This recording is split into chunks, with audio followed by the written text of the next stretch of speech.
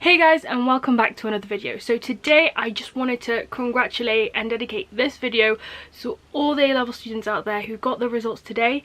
A job well done. I know, given these kind of unpredictable circumstances, it's been a bit of a roller coaster ride for all of you, as well as like the GCSE students. So this video today is going to be something that I felt was necessary, because I always watch these videos on YouTube, especially after results day, and hopefully I am able to kind of bestow my wisdom upon you.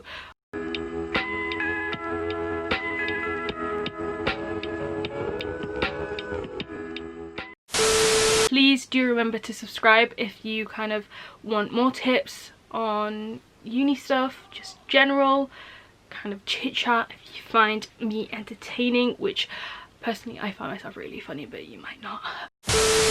As I said, I'm going to be bringing you the top 10 tips. Tip number 1.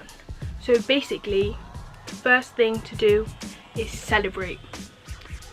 Whatever the results may have been, celebrate the heck out of it. Like, bro, just go all out. If that means going out to the pub, you can go do that. Socially distance, of course. Go whoop whoop whoop whoop.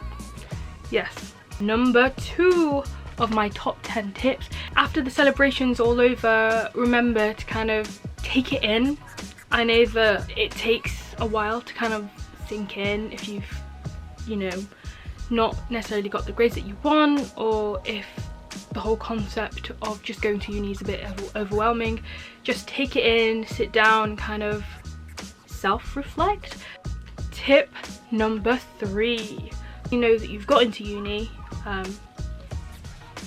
find the groups on Facebook or any form of social media and add yourself into them. Add yourself into the student union page, where they'll release stuff about freshers. Add yourself into accommodation pages to find your flatmates. Just, there's so many Facebook groups for unis, especially like for freshers, because obviously it's a time where you'd want to kind of socialize and start meeting people, even though it's online. But yeah, add yourself to the groups. Tip number 4. So for the 4th tip that I've got for you today is basically, if you haven't done so already, stop everything and sort your accommodation out, okay? Because accommodation is a pain if like you miss out on it. I study abroad and all of that stuff, and then that got cancelled, so I had to book accommodation, but the accommodation at the uni basically ran out, and so I had to find an accommodation which was private, which yeah. So basically, finding accommodation, if you haven't done so already, is your top priority. You want to have a home. It does not last after kind of this results day and clearing. Loads of students are booking them, and yes, we don't want you to miss out. We know what number we are on. I think we're number 5. Basically, you will be given an email by your university of enrollment stuff. Get on that, enroll and sort all the admin stuff out, emails and stuff like that, just so that it's out of the way and you don't have to panic before you actually move. Think about what your ID pic is going to look like. Sure, you get a good photo, because like it's there for the whole, like, the time you're at uni. You can't change it. Tip number 6. Now that you've done all the other steps that I've told you, maybe not in the chronological order that I've listed them, but yes, after you've kind of got yourself settled and you're in preparation of, you know, considering starting to pack and stuff like that, you have to know what to pack. And I will be making another video of kind of the essential, like the real essential stuff, like not just your list of bring this, this and this. Like, I will tell you the realistic version of what you need, because you don't actually need that much. The main point of this tip is that the most important thing that you actually need to gather before you move is kind of like your documents, especially if you're moving to a uni that's quite far away from home, which was for me. I moved quite further up north. Get your documents like your passport, your enrollment letter, kind of national ID numbers, just all the important documents that you can think about, already start collating them in kind of like a folder. And yeah, this is the boring stuff, but like it's the most important. Tip number 7.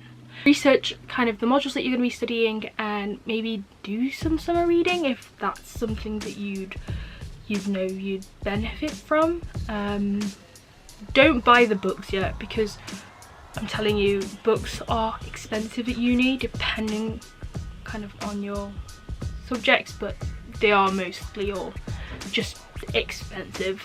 And there are so many resources that universities provide you with, like library, digital library, and yeah, just don't buy the books all at once. Usually like during your first week, like lecturers will tell you which book they recommend, just because it goes along with like the teaching syllabus style that they have.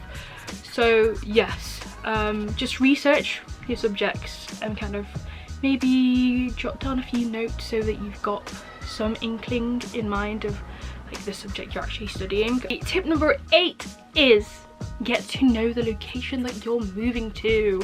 Yes, so I moved up north to a city I have never really visited apart from that one open day I went to. If you've never been to the city or kind of stayed for a period of time in that city that you're moving to, it's worth knowing kind of the transport systems, like if they've got a metro, what kind of shops are around, what things you can do, kind of leisure activities that you can participate in.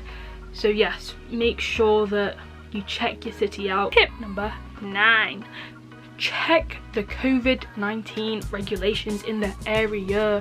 I know that it's like next month, like there's still a month to go before you kind of move in and everything like that, but it's worth keeping updated, or keeping yourself updated on kind of the ongoing situations of kind of lockdown and social distancing stuff.